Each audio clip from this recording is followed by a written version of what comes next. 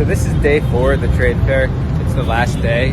This one's a bit smaller. So the reason why I wanted to come here is because this one's for mechanical engineering. And basically, when people think about Vietnam, they oftentimes think about, they think about coffee, they think about shoes, they think about clothes, garments, textiles, that sort of thing. But a lot of people don't know about basically like the more high-tech, the more technical things that Vietnam can make. So I saw a statistic recently. I saw that Vietnam graduates the 10th most engineers in the world. They graduate about 100,000 every year. China, just to give an example, China has about 14 times the population, but they only graduate about 600,000 engineers a year. And we can all see just how advanced China is now. Also, I've seen Vietnam, I think they rank 4th in test scores for math, or 4th in test scores around the world for science. And I know now, so Vietnam's top 2 exports are machinery and electronics. So because a lot of people still don't know this, you can get a lot of very high-end products here for a very low price. So that's why I want to come here. I want to see around just to kind of prove that Vietnam has really good engineering. So you got to register for this one. It's not as big. But you have some people here who speak pretty good English. Alright, so I just registered over there, and now I'm about to check in. This is the little card that they gave me, the little neck chain.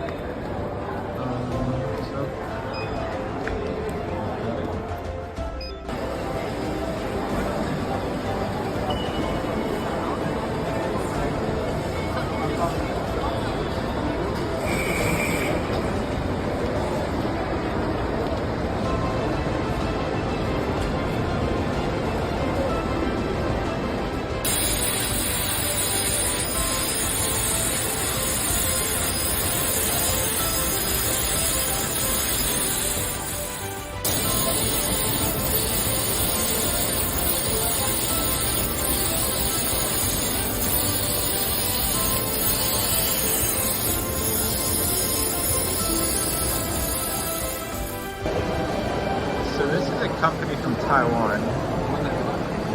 That's very interesting.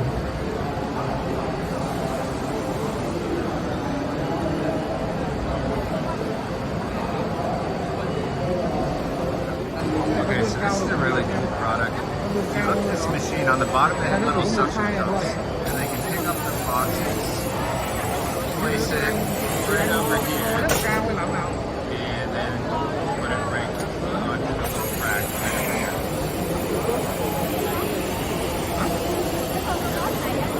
So sometimes this thing can put it on the rack, sometimes you can put it onto the rack directly.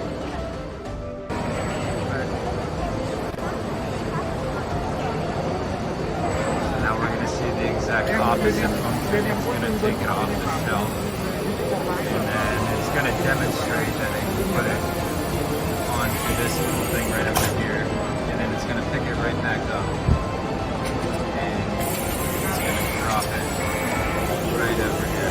So that's really cool.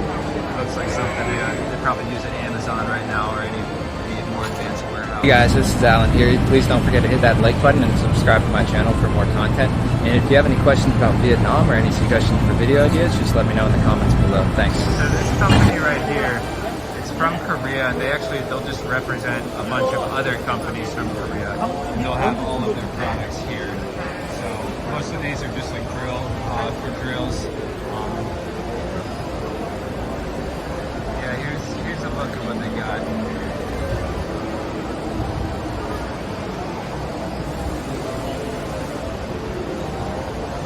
So you can take a look at all of the samples, and then once you've seen the samples, then you can get one of their catalogs, and inside of their catalog. So yeah, you can get one of these, and then you can take a look at all of the different companies that they have in here.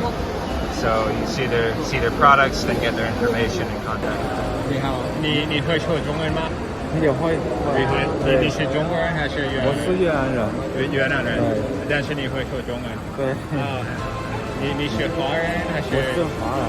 真的。那你呢？你是哪国人？美国的。哦，但是你很厉害啊，学中文很厉害啊。以前我住在中国6年。哦。对，但是现在我不会说越南语，所以我看了一个中国的公司，所以可以。对。也公司司在哪里吗？还是你公司在哪里的？所以我公司的总部是在广州，但是我在一个分公司，所以我在ho chi minh的办公室。你公司在哪住呢？在第二区。你同事也都会说中文还是英语？有的會說中文，有的會說英語。OK， 所以你们跟那个中国的同事，你说中文还是英文？我說中文。OK， 這個不太懂，不太。你的公司做什么？就是賣機器。卖机器。對，賣機器。这个机器，這個是光線機器，光線切割機。光線切割機。所以这个机器可能制造什么产品？這個是能夠切那個鐵板、不鏽鋼、鐵板、不鏽鋼。Is this a Chinese company？ 这是一个中国公司吗？ Hello, how can I help you? Just curious, who are like your main customers? Main customers? Yeah. Can I ask my main? No, it's fine. My main customer, I'm not sure because I don't know. What's this machine used for? This one? Yeah. This one you can do lathing, you can do threading, you can do tapping. Anyway, because inside have a tool storage, you can change. Alright, so if I had to summarize my main takeaways from this trade show, what I'd probably say is that if you saw these machines basically in other Asian countries like Japan or Singapore, China, Korea, you probably wouldn't be too surprised because we all kind of know those countries have some pretty high-end technology. However, in Vietnam, I think a lot of people would be surprised. So what I saw here was about half of the companies here were probably Vietnamese. The other half were from some East Asian country. I saw very few Western people. I didn't see any Western companies.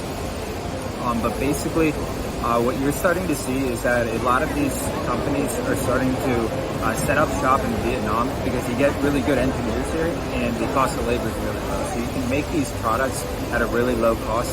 So if I had to make a prediction, it seems like within the next 10, 15, 20 years, you're probably going to see Vietnam starting to look more like countries like Singapore or even the province of Guangdong. The other thing that really surprised me was the level of Chinese. I thought at this trade show, Mandarin is probably more useful than Vietnamese in many ways because a lot of the Vietnamese people, they still spoke English. A lot of the Chinese companies didn't have much English, and I was really impressed. I usually find that whenever two Asian countries communicate, they're usually using English. So if it's Chinese and Japanese or Chinese and Vietnamese, oftentimes it's both sides learning English and using English together. But I actually found here that a lot of Vietnamese people spoke really good Chinese, and I think this is a trend that you're starting to see throughout Asia, where people from some of these countries, whether Thailand, Vietnam, Malaysia, certain countries that are a little bit smaller, they recognize that if they want to have good job opportunities in the future, they really need to learn Mandarin. So a lot of them are starting to learn Mandarin growing up, and a lot of them are actually starting to go to Chinese universities. So it seems like this trend is only going to continue.